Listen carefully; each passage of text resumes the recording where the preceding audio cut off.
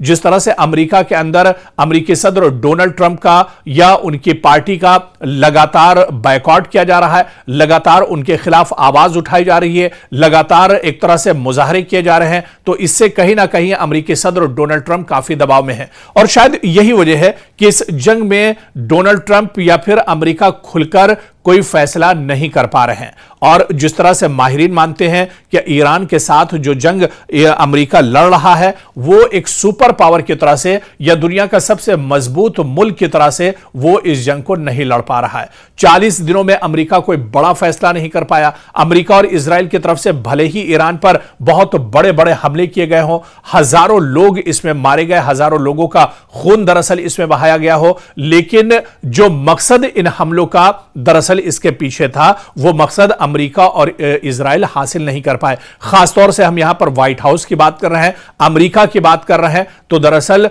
पूरी दुनिया के सामने अब अमेरिका की पोल खुल गई है और इसी वजह से व्हाइट हाउस में वो रौनक और वो चहल पहल नजर नहीं आ रही है। वो दरअसल जो एक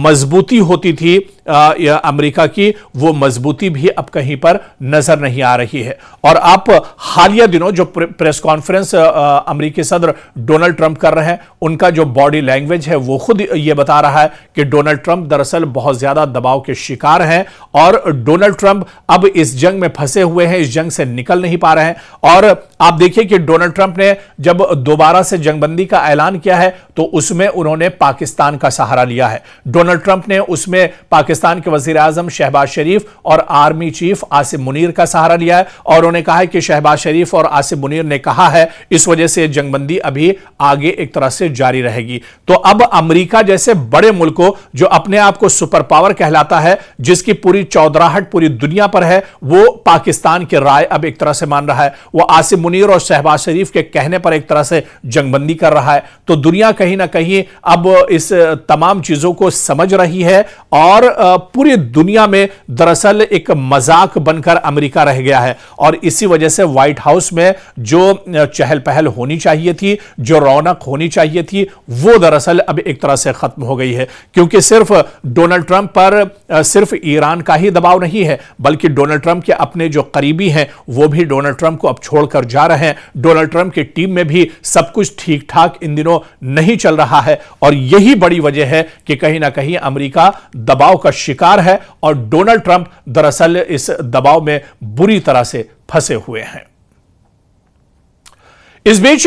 ईरानी पार्लियामेंट के स्पीकर और पाकिस्तान में अमेरिका और ईरान के दरमियान होने वाले अमन मुज़ाकरात के पहले दौर में ईरानी वफ्द की क़यादत करने वाले मोहम्मद बाकर कालिबाफ ने अपने एक ताजा बयान में, अब से कुछ देर पहले अपने एक ताजा बयान में कहा है कि मुकम्मल जंगबंदी उसी सूरत में बामाने हो सकती है जब इसे समंदरी नाकाबंदी और आलमी मईशत को यरगमाल बनाने जैसे इक़दामात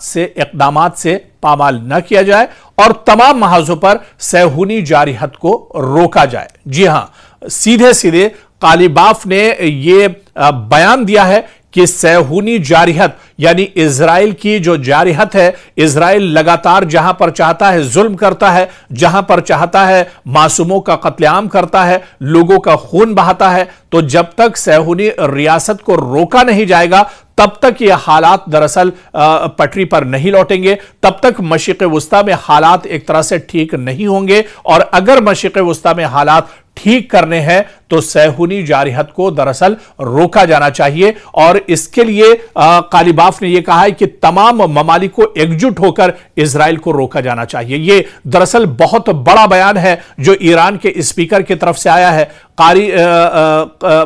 जो कालिबाफ हैं उनकी तरफ से यह बड़ा बयान आया है और उन्होंने इस बयान में साफ साफ कहा है कि तमाम महाजों पर सहूनी जारिहत को रोका जाए, तभी यह मसला एक तरह से हल हो सकता है। उनका एक्स पर जारी अपने बयान में उन्होंने मजीद कहा कि ऐसी सरीह खिलाफ वर्जियों की मौजूदगी में अबनाए हुर्मुज को दोबारा खोलना मुमकिन नहीं। ईरानी पार्लियामेंट के स्पीकर बाकर कालिबाफ ने अपने बयान के आखिर में कहा कि फौजी जारिहत के जरिए अपने अहदाफ हासिल नहीं किए जा सके और ना ही धौंस से यह मुमकिन होगा। आगे बढ़ने का वाहिद रास्ता ईरानी कौम के हुकूक को तस्लीम करना है। तो कालिबाफ ने यह भी कहा कि ईरानी अवाम के जो हुकूक हैं उन्हें तस्लीम किया जाए, उन्हें माना जाए, तभी यह मसला एक तरह से हल हो सकता है। यानी यहां पर ईरान के पार्लियामेंट के स्पीकर कालिबाफ का सीधा सीधा यह कहना था कि ईरान की जो शर्तें हैं उन शर्तों को जब अमेरिका मान लेगा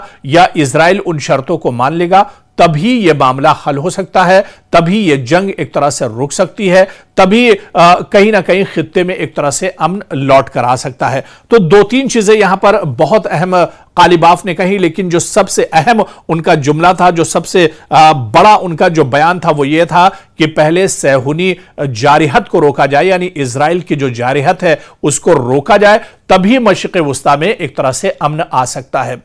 माहिरीन का ये भी मानना है कि मशरिक़ वुस्ता में दरअसल हालात पटरी पर जब ही लौटेंगे या तो इजराइल को बड़े पैमाने पर इजराइल पर हमले किए जाए, या फिर इजराइल मशरिक़ वुस्ता से जो बड़े ममालिक उसके मिशन में जो रोड़े हैं, चाहे उसमें ईरान हो, चाहे उसमें तुर्की हो, चाहे पाकिस्तान हो, इन ममालिक को अगर इजराइल अमेरिका के जोर से खत्म कर लेता है फिर मशरिक़ वुस्ता में हालात बेहतर हो सकते हैं, क्योंकि पूरा जो मशरिक़ वुस्ता है इस पर इजराइल का एक तरह से कब्जा हो जाएगा। लेकिन अगर इजराइल को अगर मशरिक़ वुस्ता में हालात बेहतर करने हैं तो इजराइल की जारिहत को रोकना होगा और इजराइल को इस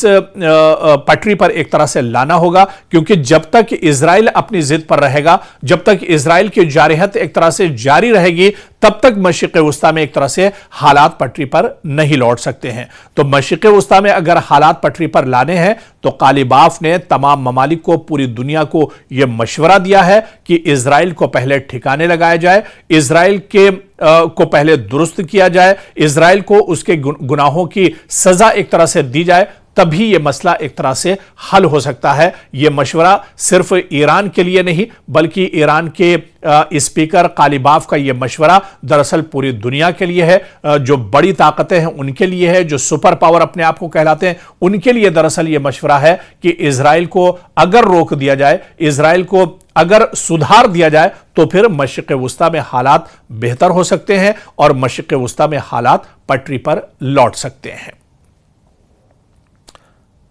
इस बीच एरो न्यूज की बड़ी खबर आ रही है। जी हां, एरो न्यूज ने यह बड़ा दावा किया है कि आज के वक्त में भी IRGC यानी पासदाराने इनकलाब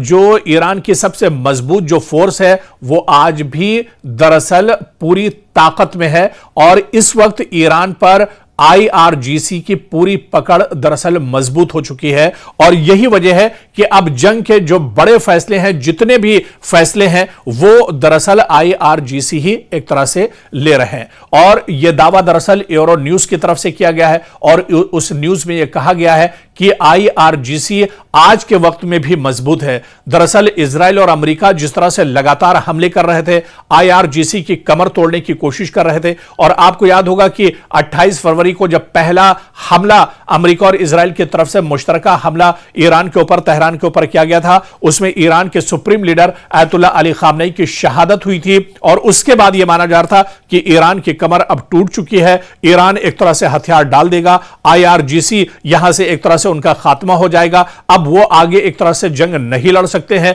वो बहुत कमजोर हो जाएंगे। लेकिन जो अब इस रिपोर्ट ने दावा किया है, एरो न्यूज ने जो दावा किया है, उसने यह कहा है कि IRGC यानी पासदाराने इनकलाब जो है वो आज भी इस्लामिक रिवॉल्यूशनरी गार्ड्स कॉर्प जो है वो आज भी बहुत मजबूत पोजीशन में है और ईरान के supreme leader Ayatollah Ali Khamenei की शहादत, लारिजानी की शहादत और मुस्तबा खामनेई के जख्मी होने की हालत में दरअसल अब जो बड़े फैसले ईरान के अंदर से लिए जा रहे हैं वो IRGC के जरिए लिए जा रहे हैं और इसी वजह से IRGC आज भी बहुत मजबूत पोजीशन में है। इसी वजह से ईरान अभी तक झुका नहीं है। 40 दिनों तक लगातार इजराइल और अमेरिका की तरफ से ईरान पर हमले होते रहे, लेकिन ईरान 40 दिनों में भी पीछे नहीं हटा और इसकी जो सबसे बड़ी वजह बताई जाती है दरअसल यही है क्योंकि IRGC आज भी काफी मजबूत है, वो जमीन पर डटे हुए हैं और कोई भी बड़ा फैसला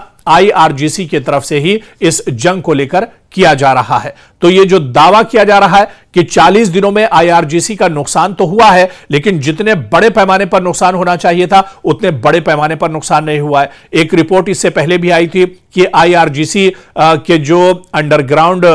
जो तहखाने थे जहां पर मिसाइल और ड्रोन का जखीरा है, उसे इस जंगबंदी के दौरान आईआरजीसी ने एक बार फिर से उसकी मरम्मत कर ली है, फिर से उसे एक तरह से सही कर लिया है और ईरान एक बार फिर से पूरी मजबूती से हमला करने के लिए दोबारा से तैयार हो रहा है। आईआरजीसी की जो तैयारी है वो लगातार चल रही है। आईआरजीसी जानते हैं कि इजराइल और अमेरिका की तरफ से कभी भी सीजफायर को खत्म करके हमला ईरान के ऊपर किया जा सकता है। इसी वजह से आईआरजीसी के